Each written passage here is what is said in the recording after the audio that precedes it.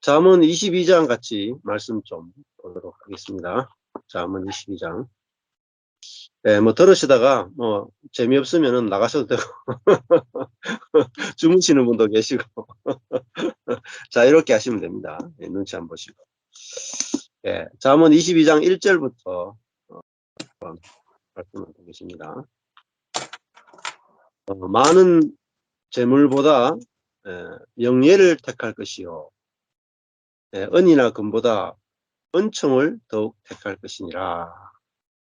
예, 그렇게 돼 있죠. 예, 많은 재물보다 명예를 택한다 하는 것은 이제 이름을 선택한다라는 거죠. 예, 그리고 이제 은이나 금보다 은총을 더욱 택한다. 그러니까 이름이, 명예라는 것은 이름인데 이름하고 결국은 이제 은총하고 같은 개념이다, 이렇게 보시면 돼요. 많은 재물은 은과 금이고 명예는 곧 이제 은총이다, 이렇게 이제 볼 수가 있죠.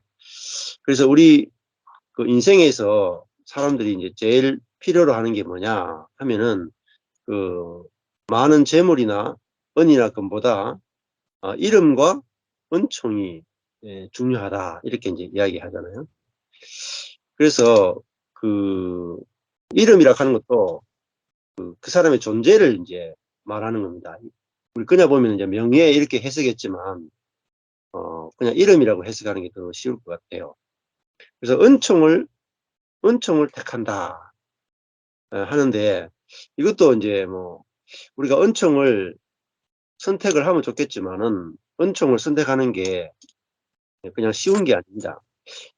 왜냐하면은 우리는 이제 많은 재물, 은과 금을 선택하는 것은 쉬워도 그 은총을 선택하는 게 쉽지가 않단 말입니다.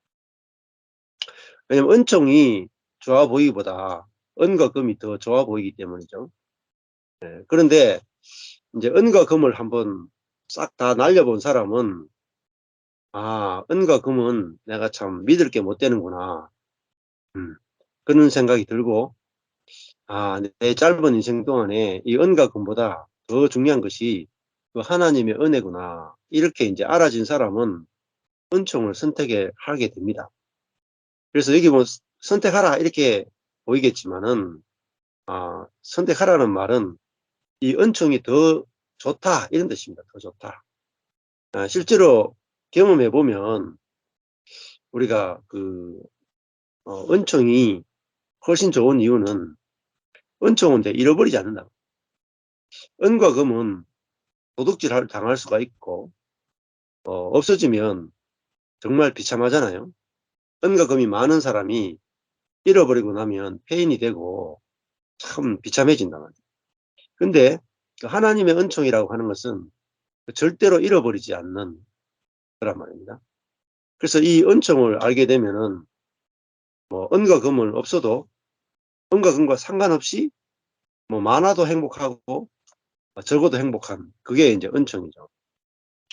그래서 내가 살아있는 그것만 해도 참 은혜구나, 이걸 알게 되면 정말 배가 부르게 되는 거죠.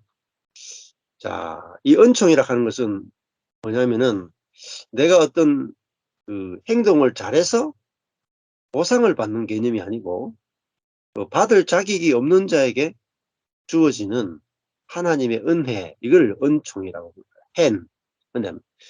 받을 자격이 없는 자에게 주어지는 하나님의 사랑, 선물이죠. 자, 그러니까 은총을 사람들이 은총을 어떻게 받습니까? 이렇게 이제 생각을 하죠. 사람들은 이제 은총을 받기보다는 대부분 이제 보상을 받으려고 합니다. 내가 교회를 잘 섬기고, 내가 선을 행하고, 내가 남에게 잘 베풀고, 말씀대로 순종해서 내가 뭔가 했기 때문에 하나님으로부터 상을 받는 것. 우리가 뭐 천국 가서 상급을 받고 싶다, 이것도 대부분 그 은총의 개념보다는 보상의 개념에 더 가까워요. 그래서 보상과 은총의 개념을 이렇게 탁 나누어져야 그때 비로소 은총의 개념이 우리한테 오면은 와 진짜 은과 금보다 더 낫구나 이렇게 생각합니다. 은과 금은 내가 노력해서 땀을 흘려서 버는 거죠. 그러니까 내가 노력하지 않으면 은과 금은 오지 않습니다. 많은 재물도 마찬가지. 그러면은 은과 금을 얻기 위해서 일생을 다 바치고 시간을 바치고 그 시간이 결국은 우리의 생명이잖아요.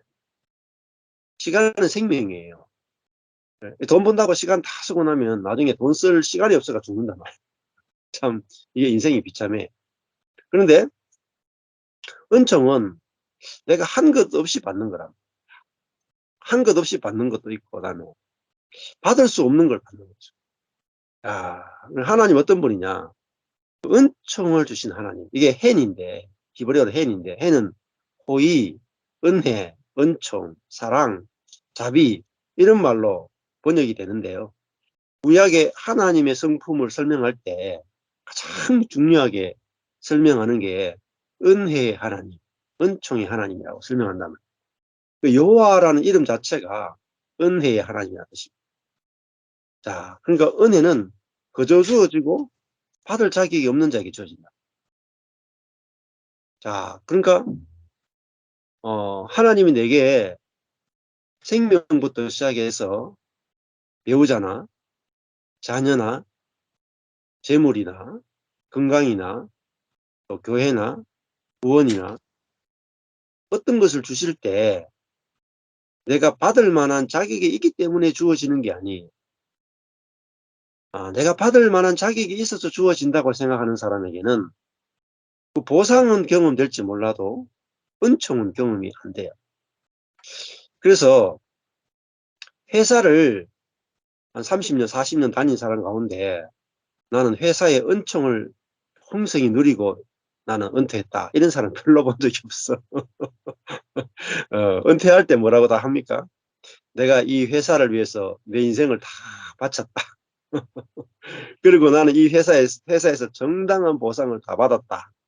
생각하거나 좀 덜 받았다고 생각하고 퇴직을 하지.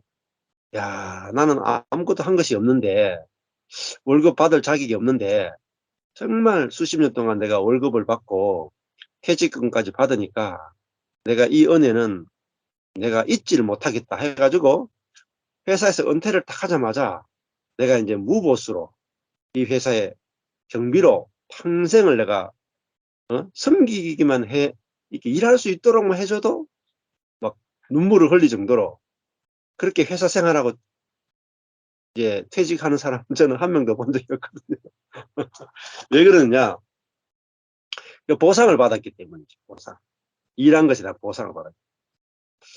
자, 근데 은총을 받은 사람은 회사를 퇴직하고 나도 절대 회사를 못 떠나요.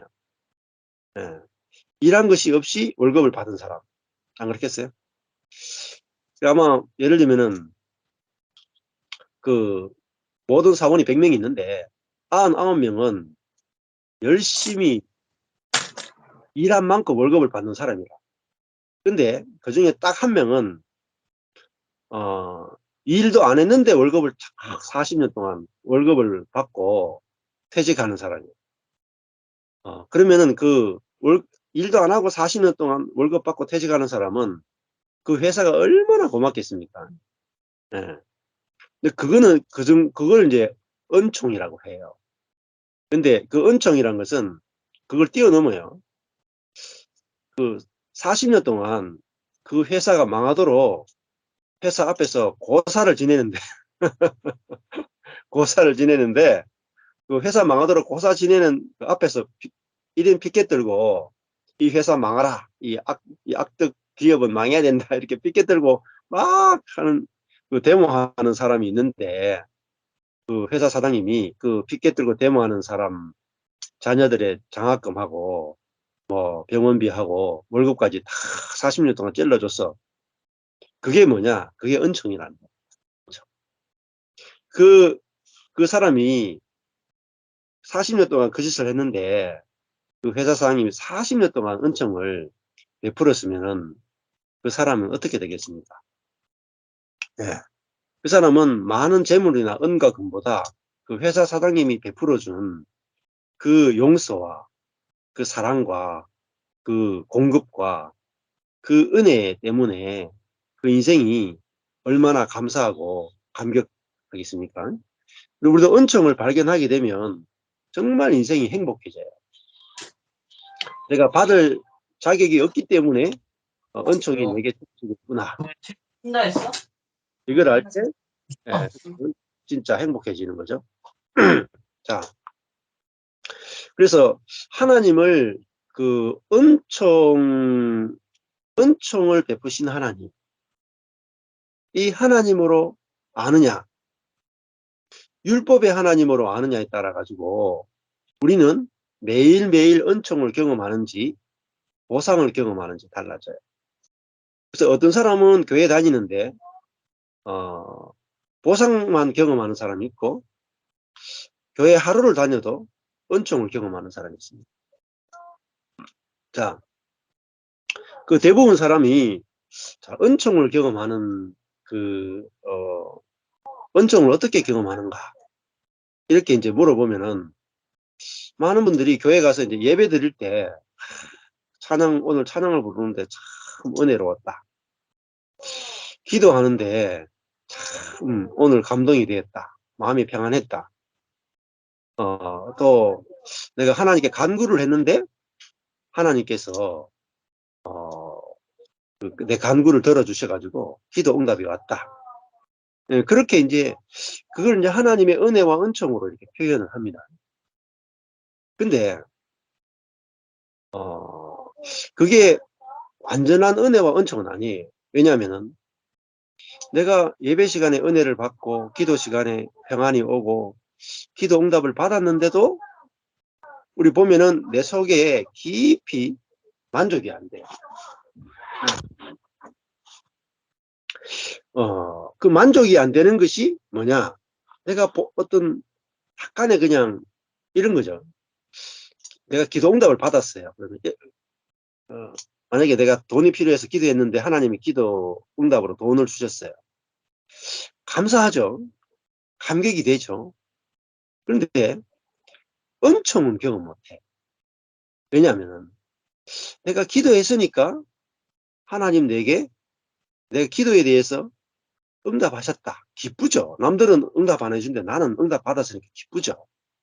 한 1억을 기도했는데 진짜 2억짜리 집이 왔어. 기쁘죠, 막. 근데 나는 그걸 받을 만한 자격이 있다고 생각하고는 사람은 받을 때 기쁘지만 자격이 있으니까 기쁨이 적어요. 그 예를 들어서 아버지가 아들한테 2억짜리 집을 사준단 말입니다. 결혼하는데 만약에 대부분 그렇잖아요. 자녀들이 결혼할 때 부모가 2억짜리 집을 탁 사주고 결혼시켜. 그럼 자녀는 기쁘죠? 기쁜데 은총은 경험이 안 돼요. 왜? 아이 나는 아들인데 아버지한테 그 정도 내가 새 살림 비용 받는 게 뭐 당연한 거 아이가?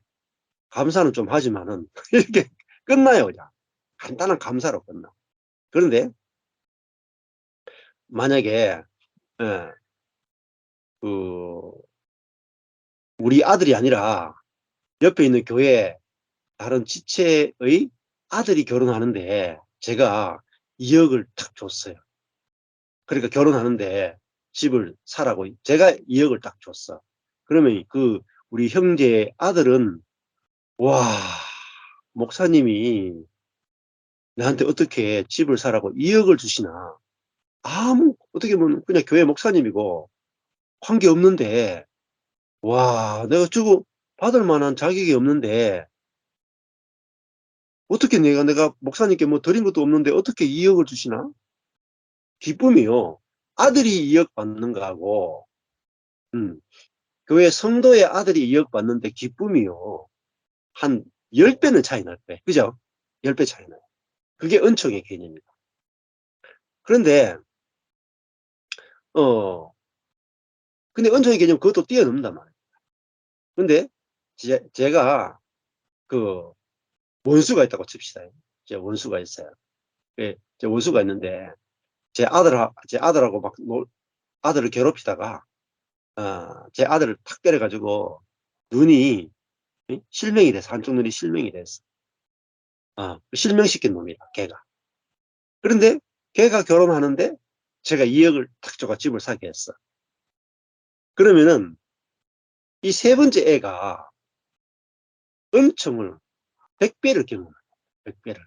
내 아들은 2억 줄 때 한 10 정도의 감사 정도 경험하고, 그 우리 성도의 아들은 그게 한 10배 정도, 또 원수의 아들은 100배, 1000배의 은총을 경험해 버린다. 그러면은 우리가 신앙생활 할 때 은총이라고 하는 것은 내가 하나님께 은총을 받을 만한 아무런 자격이 없구나부터 출발이 돼야 은총이 경험된다. 은총이 경험. 자, 그러면 이 은총은 먼저는 사람은 우리가 부모로부터 태어날 때 선악과를 먹은 타락하고 부패한 본성을 가진 옛사람으로 태어납니다. 선악과를 먹은 타락한 본성이라고 하는 것은 하나님처럼 되고 싶은 본성을 가지고 태어나요. 그러니까 하나님을 하나님으로 인정하지 않습니다. 내가 하나님 되고 하나님과 겨루어서 하나님을 죽이고 싶은 본성을 갖고 태어난다. 그 다음에는 그 내가 하나님의 자리에서 하나님과 사람을 옳다 그르다라고 재판하는 재판관의 자리에 앉고 싶은 그 사람으로, 그 본성을 가진 사람으로 딱 태어납니다. 하나님의 자리에서 자기 중심으로 모든 사람과 모든 일을 판단하고 좋다 나쁘다, 좋다 나쁘다, 내한테 좋으면 좋은 일이고 나한테 나쁜 일이면 나쁜 일이고, 나한테 잘하는 사람은 선한 사람이고 나한테 못하는 사람은 악한 사람이고, 요렇게 왜곡된, 자기 중심으로 왜곡된 그 사람으로 태어나요. 그러니까 선악과를, 아담과 하와가 선악과를 먹은 이후에 태어난 모든 자연인은, 부모로부터 태어난 모든 사람은 하나님 보시기에 죄인이란 말이에요. 죽어 마땅한 사단의 자식이라. 하나님과 원수된 사단의 자녀로, 사단의 본성을 가지고 태어나요. 그러니까 구원받을 만한 조건이 1도 없죠. 은총을 받을 조건이 없죠. 오히려 심판받을 자격밖에 없어요. 네. 거기서 신앙이 출발하는 거예요. 그러니까 우리는 하나님께 심판받고 정죄받고 죽어 마땅한 자로 출발이 됐단 말입니다. 그런데 하나님은 율법을 가지고 판단하고 정죄하시는 분이 아니고 그 죄인을 오히려 은총을 베풀어 주기 원하십니다. 그에게 사랑과 자비와 공급과 은혜로 우리를 살리기 원하신 하나님. 그래서 은총이 경험되려면 두 가지 요건이 만들어져야 돼요. 첫 번째는 인간이란 존재가 얼마나 선악과를 먹고 천연적인 인간은 타락하고 부패했는가를 철저히 알아야 돼요. 그러면은 인간의 부패성을 깊이 알면 알수록 하나님의 은총이 얼마나 큰가를 알아요. 그리고 하나님을 알 때 율법에 하나님의 이제 그 인간의 부패성과 하나님의 은혜를 깊이 알면은 이게 대조를 이루면서 하나님의 은혜를 깊이 알게 되거든요. 그런데 하나님을 알 때 하나님의 사랑이 하나님을 알지만은 또 율법의 하나님으로 알면 안 된다. 여기 아주 중요해요. 그래서 저도 내 자신이 12년 동안 개척해서 정말 열심히 선하게 한다고 최선을 다해서 목회를 하고 딱 망하는 자에 갔을 때 뭘 받느냐면요. 야, 내가 선하다고 했던 모든 것들이, 하나님을 위한다고 했던 모든 것들이 그 밑바닥의 뿌리가 내 중심이고, 내가 해서 높아지고 싶고, 그 속에 사탄의 본성이 있다는 걸 알게 됐어요. 그리고 은혜의 하나님을 설교하기보다 율법의 하나님에게 포커스를 맞추어서 가르치고 설교했던 거짓 선지자였구나, 이걸 알아줬다. 그러니까 내가 그 보상받을 게 하나도 없는 사람이라는 게 알아졌어요. 그게 저한테 굉장히 중요한 체험이었어요. 나는 하나님의 말씀과 정확하게 반대로 사는 사람이구나. 이게 굉장히 중요한 체험이에요. 근데 그리스도인으로서 삶이 옛사람에서 새사람으로 확 뒤집어지지 않는 사람은 어디가 안 되냐면은, 내가 그리스도인으로서 하나님의 말씀과 정반대로 내 열심으로, 내 선으로 사는 이것이 하나님을 대적하는 것이었구나. 이걸 이제 경험해 본 적이 거의 없단 말이에요. 자, 이게 경험돼야 저도 12년 최선을 다해서 정말 선하고 경건하기 위해서 저희 인생 젊은 30대를 다 바쳤거든요. 다 바쳤는데 알고 보니까 제 그 밑바닥에 절대 제가 인식하지 못하는 뿌리죄가 있더라고요. 뿌리죄.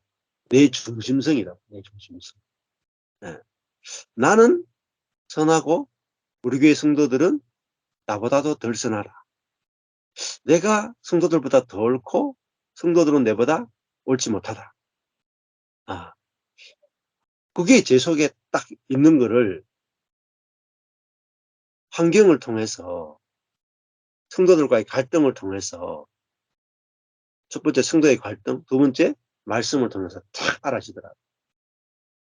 저 자신이 얼마나 부패한 자아로 살았는지가 딱 보여지니까 뭐가 보이냐면 하나님의 은총이 얼마나 큰지가 알아지더라. 그러니까 내가 목사로 있는 것 자체가 이게 자격이 전혀 없는 게 보이더라. 목사의 자격이 1도 없구나. 내가 목사의 자격이 1도 없구나 해서 뭐가 나옵니까? 목사로 있게 하시는 놀라운 은총이 보여지잖아요. 그 은총은 자격이 없으면서 발견되는 거예요. 그 다음에 내가 목사의 자격만 없는 게 아니라 이 사람의 자격도 없더라고요. 사람이.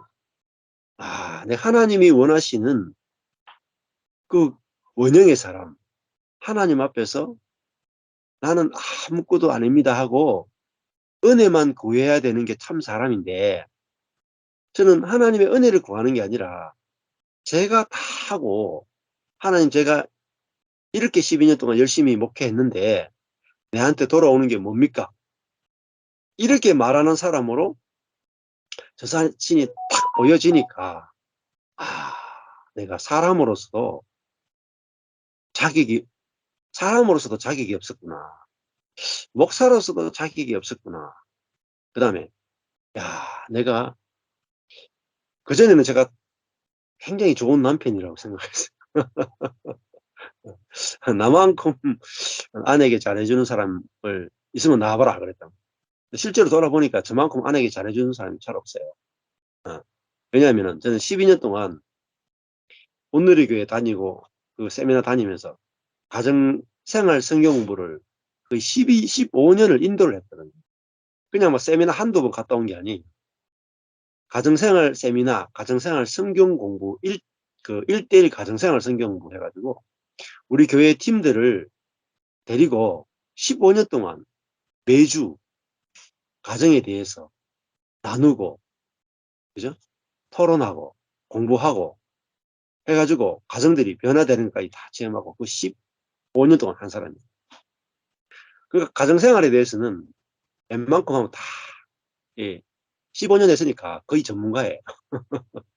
그래서, 예. 근데 그게 이제 율법적인 부분들이 많기 때문에 지금 제가 거의 안 쓰거든요. 음. 근데, 그러니까 제가 얼마나 남편으로서도 우리 교회에 있는 형제들하고 저를 비교해보면 제가 아내에게 제일 잘하는 걸로 보여요.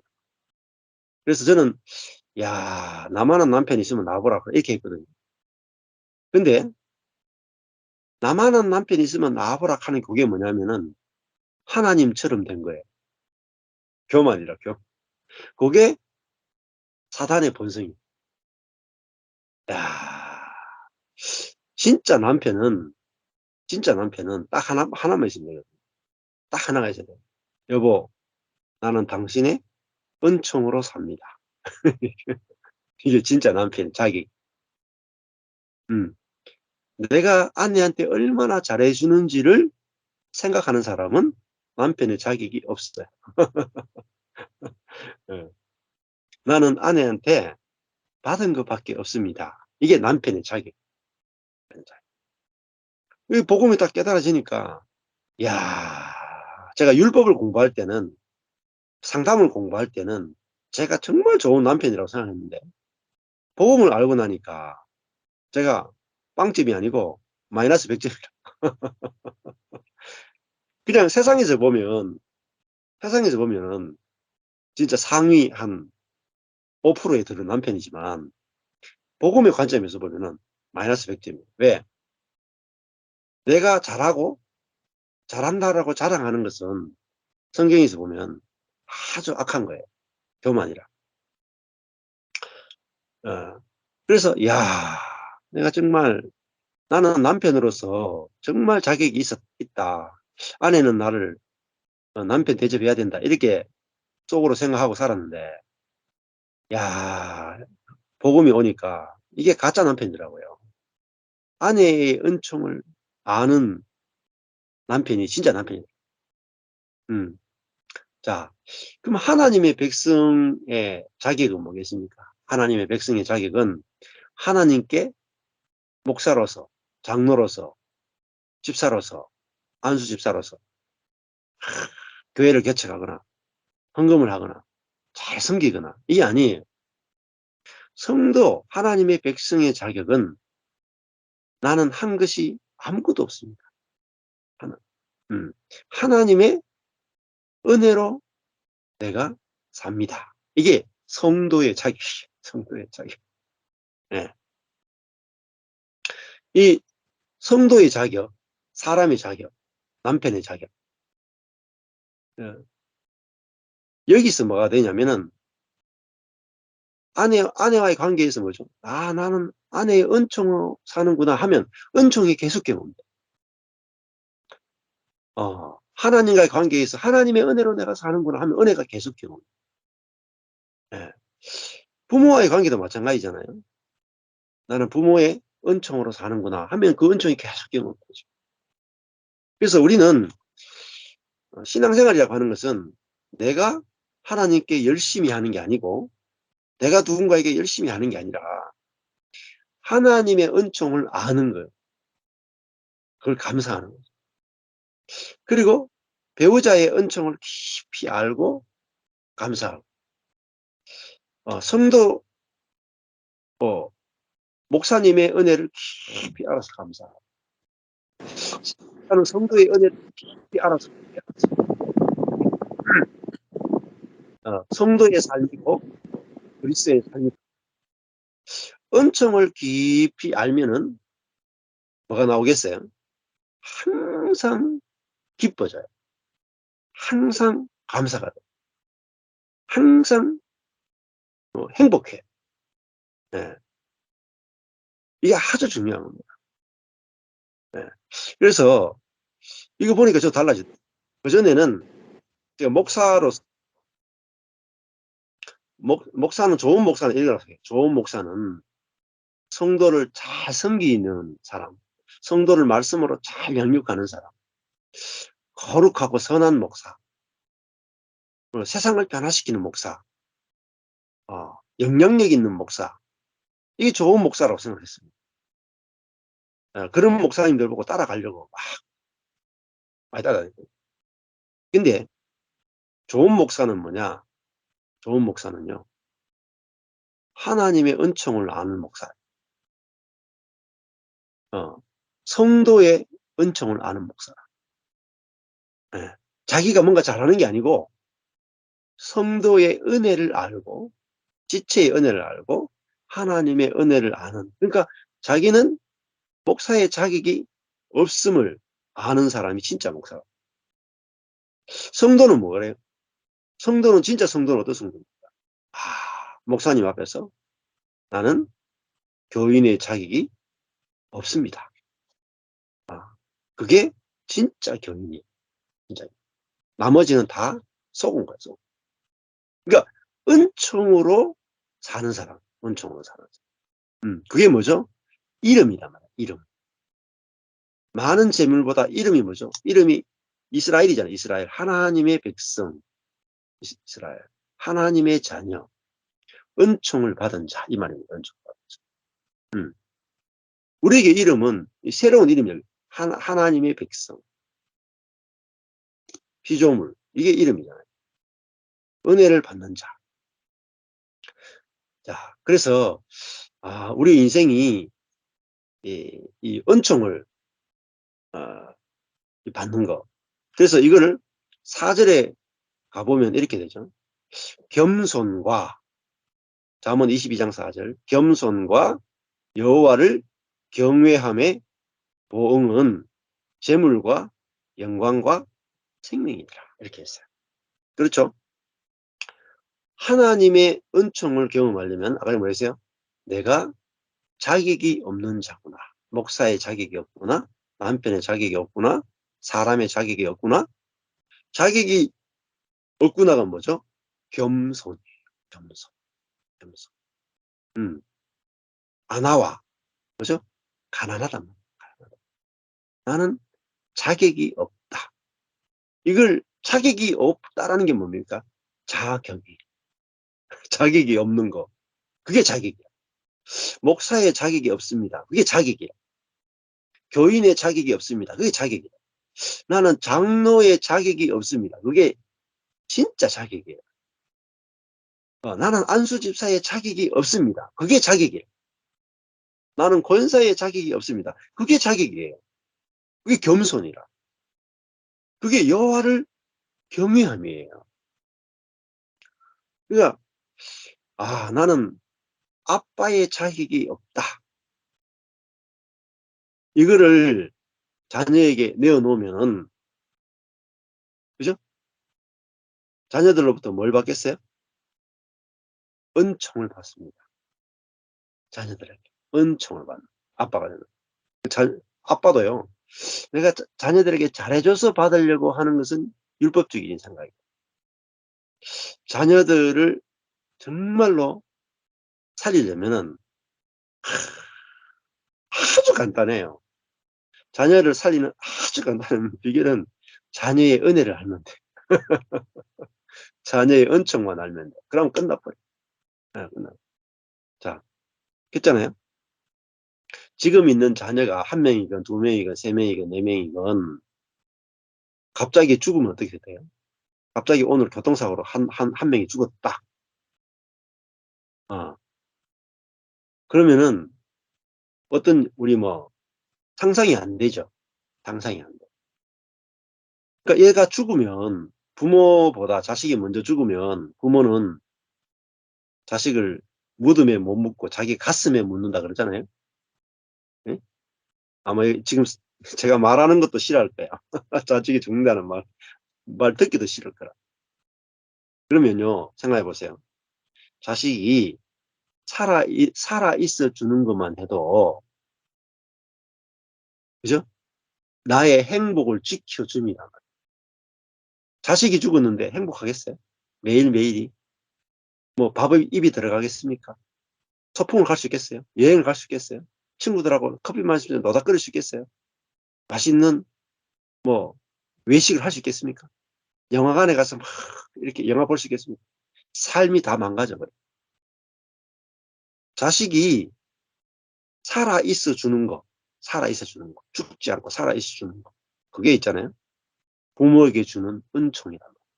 하나님이 우리에게 주시는 은총이고, 자녀가 우리에게 주는 은총. 이건 뭐냐면, 우리가 내 인생의 위치가 어딘지를 봐야 된다. 내 인생의 위치가 어딘지야. 내 인생의 위치가 보이면 모든 게 다 은총으로 바꿔요. 모든 게 다 은총으로 바꿔요. 근데 내 위치가, 인생의 위치가 높은 자리에서는 은총이 절대로 안 봐요. 내가 누리고 있는 것들, 아내가 있고, 자식이 있고, 집이 있고, 내가 이것을 누릴 자격이 있다 에서는요, 은총은 1도 경험이 안 돼요. 1도 경험. 근데, 저도 생각해 보니까 뭐, 지금 아파트를 소유자입니다. 소유자. 어, 물론 이제 빚도 있지만은, 은행에 대출을 받은 게 있지만은, 아파트 소유자라. 그 예배당도 우리 교회 이름으로 소유돼 있어요. 예. 뭐 빌린 것도 많지만. 하여튼, 그 세입자가 아니고 소유자라. 집도 소유자라. 근데 생각해 보면요. 이거를 제가 그 청년 때부터 지금까지 제대로 돈 번 적이 없어요. 목회도 제대로 뭐, 막 돈이 막 들어올 만큼 막 그렇게 잘 된 적도 없고, 다 청년 목회했으니까.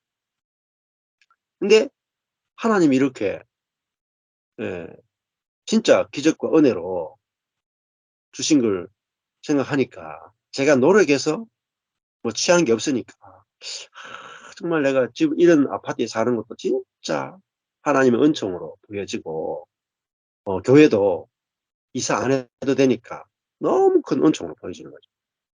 예, 그건 뭡니까? 우리가 인생이 어느 탁 망하는 지점에서 뭘 보느냐면, 사람의 위치를 보는 거예요. 위치.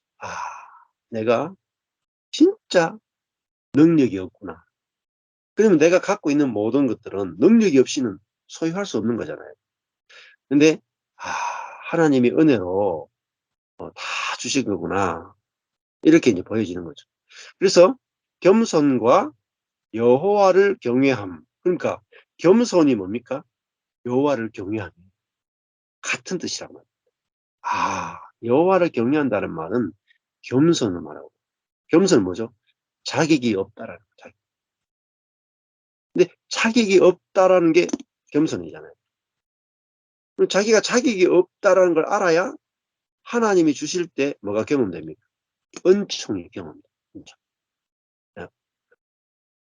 자, 그래서 여호와를 내가 경외한다는 말은, 나는 모든 것이 하나님이 주셔서 은혜를 받아서 나는 사는 인생입니다. 이게 경외예요. 그러니까 그걸 알게 되면 결과가 뭡니까? 여호와를 경외함의 보응이라고 한 말은 결과예요. 결과는 재물. 내가 갖고 있는 이 재물이 하나님이 주신 것이구나. 이렇게 알아져요. 그리고 영광이 온다면 영광이. 사람이 겸손하면은 영광이 와요. 하나님이 그 사람을 쓰신다면. 또 주변 사람들이 그 사람을 높여요. 이게 영광입니다. 자기가 높아지려고 하면은 사람들이, 야, 내려와라 좀. 끌어내려. 예수님 이야기도 있잖아요. 네가 잔치에 가면은 상석에 앉지 말고 말석에 앉으라 그러죠.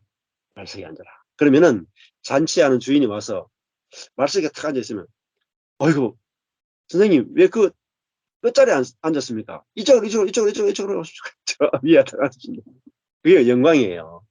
근데 어떤 사람이 탁 가더니, 야, 이 자리에서는 참 앞자리가 내 자리구나. 가서 그 모임에서 제일 높은 자리 딱 앉는단 말이야. 그러면 주인이 딱 와더니 높이고 싶은 사람을 쭉 데리고 왔는데, 그 사람이 제일 높은 자리에 앉아있어. 그러면, 선생님, 이 자리가 아니올시다. 저쪽으로 조금 자리를 옮겨주십시오. 그러면 얼마나 그게 수치겠습니까? 그게 수치죠. 영광이란 말은 내가 나를 높이는 게 아니라 하나님이 우리를 높여주심이죠. 예수님의 십자가는 가장 낮아짐입니다. 우주에서 가장 낮은 곳이 어디냐? 그 십자가. 그러니까 그리스도인은 어디로 가느냐? 자기가 십자가로 가는 거죠. 가장 낮은 자리. 십자가 그 다음에 무덤이잖아요. 무덤도 땅 밑이죠. 땅 밑. 가장 낮은 자리.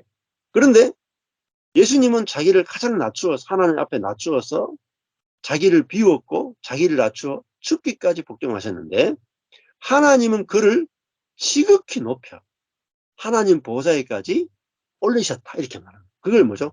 영광이고 부활이에요. 네. 자, 그러니까 요셉도 하나님이 높이셨죠. 요셉 자신은 계속 내려가고 있었단 말입니다. 자, 그래서 나는 자격이 없습니다가 되면은 오히려 그게 진짜 자격을 얻는다. 영적 자격이 만들어지는. 그 다음에 생명이더라. 생명이라고 하는 것은 와, 우리 안에 이제 하나님의 은혜로 살게 되는 거예요. 우리 안에 막 그 하나님의 은혜와 사랑과 감사와 감격이 가득 차서 자기중심적인 사람으로 사는 게 아니라 그 겸손을 뿜어내고 은혜를 뿜어내는 자로 사라지는 것입니다. 이게 겸손과 여호와를 경외함의 보응은 재물과 영광과 생명이다. 이렇게 말하는 거죠. 네. 자, 그 다음에 22장 2절에 보면은 빈부가 섞여 살거니와 부한 자와 가난한 자가 함께 살죠. 그렇지만은 무릇 그들을 지으시는 이는 여호와시니라 이렇게 했죠. 무슨 뜻입니까? 가난한 자도 내가 능력이 없어서 가난하다 하지 말라는. 부한 자는 내가 능력이 있어가지고 부하게 됐다 하지 말라는. 왜냐하면 그들을 지으신 이가 여호와시다. 아, 하나님이 나를 부유한 자로 지었구나. 감사하다. 하나님이 나를 가난한 자로 지었구나. 감사하다. 그러니까 저 사람이 부유한 것은 하나님 부유하게 하셨고 부유했고 나는 가난하게 지었으니까 나는 가난하게 사는 게 부끄러움이 없는 거라고. 그러면 사람이 와 하나님 되게 불공평하네 이렇게 생각. 아니에요. 인생에 살다 보면 어느 때는 가난할 수도 있고 어떨 때는 부할 수도 있어요. 네. 그게 하나님의 손에 달려있단 말입니다. 내가 부하게 되더라도 이거 하나님의 손에 의해서 된 것이구나. 그러면은 교만하지 않죠. 가난해져도 하나님이 나를 필요하니까 영적으로 필요하니까 가난케 하셨구나.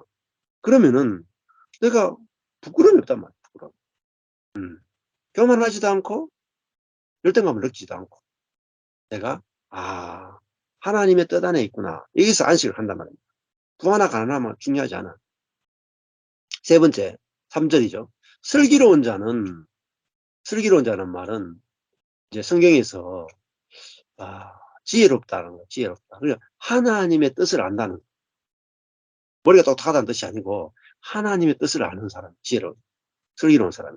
그 사람은 재앙을 보면 숨어 피합니다. 재앙. 재앙이 보이는 거예요. 재앙은 뭐 다른 교만입니다. 아직 성경에서 교만. 어리석은 자들은 뭐냐면은 이게 옛사람이에요. 옛사람. 어리석은 자. 슬기로운 사람, 새사람.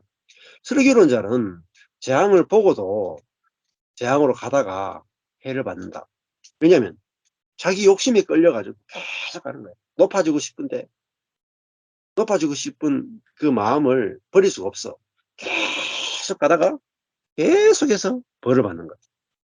그러니까 우리가 하나님이 벌 주는 게 아니라 우리 속에 있는 욕심이 따라 하여금 그죠? 어리석은 자들은 그랬잖아요. 자, 이게 우리의 그 사람이에요. 그 사람. 그 사람은 재앙을 보고도 계속 가다가 해를 받을 수밖에 없어요. 그래서 이제 우리가 그 사람 속사람이 나누어져야 되고 속사람은 성령과 연합된 사람이고 그 사람은 몸의 정욕과 연합된 사람. 이 두 개가 이렇게 착 나눠져야 돼요. 그래서 아까 전에도 이제 우리 집사님하고 그런 이야기 했는데, 하나님의 말씀은 살아있고 운동력이 있어 좌우의 어떤 날 쓴 것보다 예리해서 영과 혼을 찔러 쪼갠다 그랬잖아요. 그러니까 영과 혼이 쪼개져 있는. 그러니까 영은 무색이다. 영은 비어 있음입니다. 아무것도 없음이에요. 우리의 영은 아무것도 없음이에요. 혼은요, 우리의 몸과 연합되어서 뭔가 꽉 차 있다. 원래 기능적인 혼은 아무것도 없는데 이 그냥 아무것도 없는 상태로 존재하지 않아요. 우리가 몸을 담고 있든지 영을 담고 있든지 둘 중에 하나예요. 그래서 내가 이 혼으로 사는 것과 영으로 사는 게 다르거든요. 내 자신으로 사는 것과 성령으로 사는 게 다르다. 그래서 내가 그럼 이렇게 생각하시면 안 돼요. 대부분 그래서 이렇게 생각해요. 내가 요즘 성령이 충만하지 못하네. 내가 성령이 충만해가 살아야지. 이게 잘못된 패러다임입니다, 사실은. 근데 그 사람은 성령으로 살 수 없는 사람이에요. 그 사람 자체가 몸과 연합된 사람이니까 성령으로 못 사는 사람이에요. 속 사람은 저절로 성령으로 사는 사람이에요. 성령과 혼이 연합된 사람이에요. 그러니까 내가 혼으로 살지 내가 영으로 살지를 내가 선택하는 게 아니라 진짜 내가 그 사람이 나라고 생각하는지 속 사람이 나라고 생각하는지에 따라서 이렇게 살아든지 이렇게 살아든지 하는 거예요. 요 차이가 완전히 다른 세계를 갈라냅니다. 그래서 제가 그 사람과 속 사람을 구분하고 말씀에 의해서 쪼개져야 된다. 내가 나라고 할 때 몸과 혼이 연합된 이 사람을 나라고 인식하는지 영과 혼이 연합된 사람을 나라고 인식하는지에 따라서 결과는 이미 정해져 있어요. 그렇다고 해서 늘 내가 영과 혼이 연합된 사람으로 매일 그렇게 산다는 건 아니에요. 근데 이게 내 안에서 한번 내 자신의 정체성이 영과 혼이 연합된 이게 나고 나라고 탁 알아진 사람은 이쪽 삶이 막 펼쳐져요. 계속 삶 속에서 자라고 펼쳐집니다. 근데 이게 안 쪼개진 사람은 그 사람 속 사람 그거 왜 구분하나? 한 사람이지. 그 사람은 성경을 알 수가 없어. 왜? 성경이 쪼개고 있단 말이야. 성경 자체가 이걸 나눠야만 인간에 대해서 정확한 이해를 하기 때문에 성경이 쪼개고 있는데 우리는 붙잡으면 안 된단 말이야. 하나님의 말씀은 살아있고 운동력이 있어 영과 혼을 찔러 쪼개는 게 필요하니까 쪼개는데 우리가 붙여버리면은 썩는다는 거예요. 자, 그래서 보시면은 슬기로운 자는 어리석은 자는 딱 나누죠. 자, 그 사람에게서 슬기로운 자 속에서는 뭐가 나오겠어요? 설기가 나와요. 어리석은 자 속에서는 뭐가 나와요? 어리석임이 나와요. 우리는 이렇게 생각합니다. 슬기로운 행동을 하는 사람은 슬기로운 사람이에요. 어리석은 행동을 하면은 어리석었다. 나는 중립인데 내가 어떨 때는 슬기롭게 행동하고 어떨 때는 어리석게 행동한다 이렇게 생각하잖아요. 성경은 그게 아니에요. 슬기로운 사람이 있고 어리석은 사람이 있어요. 어리석은 사람이기 때문에 어리석은 행동이 계속 나와요.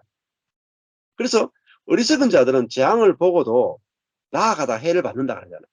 그러니까 그 사람에게서 그 사람은 계속 어리석은 행동밖에 못해요. 속 사람은 계속 설계 있는 행동이 나온다. 그렇구나. 그 사람에게서 행위가 나오는 거야. 그래서 내 자신이 하나님 앞에서 자격이 없는 사람이구나. 그 사람이 발견돼야 된다. 내가 하나님과 사람 앞에 아무 자격이 없는 사람이구나. 그게 슬기로운 사람이에요. 그러면 그 슬기로운 사람에게서 저절로 슬기로운 행동들이 쭉쭉쭉 나와요. 근데 내가 나는 남편의 자격도 있고 아버지의 자격도 있고 성도의 자격도 있고 내가 직장에서도 정말 자격이 있는 사람인데 그 자격이 있는 사람이라는 그 사람 속에 어리석은 사람 속에서는 계속 주장하고 자기 자격을 유지하려고 하고 인정해달라 하니 끊임없이 나온다는 거예요. 자, 성령의 사람 속에서는 성령이 계속 나오고 자연적인 사람 속에 자연적이 계속 나와요. 자, 그래서 이 잠언은 두 사람을 이야기합니다. 두 사람. 이게 무슨 이야기냐면 성경은 두 사람의 이야기예요. 두 사람이 뭡니까? 성경에서 말하는 두 사람은요, 딱 그것밖에 없어요. 아담이냐, 그리스도냐. 아담이냐, 그리스도냐. 성경은요, 두 종류의 사람이 존재해요. 선악과를 먹은 아담과 생명과를 먹은 예수. 두 종류의 사람이 있어요. 생명과를 먹은 예수님 속에서는 생명이 계속 나와요. 선악과를 먹은 아담 속에서는 계속 선악이 나와요. 내가 어디에 속해 있느냐. 내가 아담에 속한 사람이냐, 그리스도에 속한 사람이냐가 내 정체성이 이게 딱 구분이 돼야 돼요. 근데 그러면 내가 내가 아담에 속한 자였는데 죽고 그리스도에 속한 자가 됐구나. 이 정체성이 돼야 여기서 계속 생명이 나옵니다. 자, 그래서 이 두 사람을 아는 것. 그래서 이번 주일날 저희들이 주일 오후에 나눔을 하는데 제가 그렇게 이야기했거든요. 뭐라 했더라? 정문생기한테 이야기했는데, 어, 6으로 난 것은 6이고 0으로 난 것은 0이다. 그 비슷한 이야기했는데 갑자기 생각이 안 나네. 네. 하여튼 두 사람을 이야기했어요. 6에 속한 사람과 0에 속한 사람. 두 가지 다르다. 이렇게 하니까 알아듣더라고요. 이 말씀을요, 자꾸 들어야 내 속에서 쪼개져요. 6에 속한 사람이 뭐고, 0에 속한 사람이 뭐고, 나는 내 자신을 나라고만 딱 부르지 말고, 6에 속한 이 사람이 나라고 알고 있는지, 0에 속한 이 사람이 나라고 알고 있는지, 이게 탁 알아지는 거 중요합니다. 네, 그렇게 되면, 이 겸손한 사람, 이게 슬기로운 자가, 3절에 보면 슬기로운 자가 뭐냐면 4절에 보면은 겸손하고 여호와를 경외하는 자. 이게 뭐죠? 세 사람이다. 이 세 사람 속에서는 재물과 영광과 생명이 저절로 나옵니다. 자, 오늘 여기까지 말씀을 하겠습니다. 50분 지났네요. 예. 더 하면은 아마 좀 주무시는 분들이 계실